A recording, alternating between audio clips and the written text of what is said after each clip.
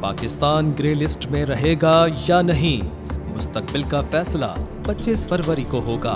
Financial action task force FATF plenary का 4 रोज़ा virtual इजलास 25 फरवरी तक जारी रहेगा, जहां ये फैसला किया जाएगा कि पाकिस्तान ग्रे लिस्ट से निकलने की अहलियत रखता है कि नहीं। प्लेनरी पाकिस्तान को ब्लैक लिस्ट में शामिल करने, ग्रे लिस्ट में शामिल रहने या निकालने समेत तमाम ऑप्शंस पर बात करेगा। प्लेनरी इजलास से कबल FATF ने तमाम ममालिक का एक बार फिर जायजा लिया, जिसके मुताबिक 40 में से 4 मामलात में पाकिस्तान की पेशरफ्त में अदम तामील, 25 मामलात में खुसूसी अमल दरामद और 9 सिफारिशात पर बड़ी हद तक अमल दरामद किया गया है। पाकिस्तान को जून 2018 से ग्रे लिस्ट में शामिल रखा गया है।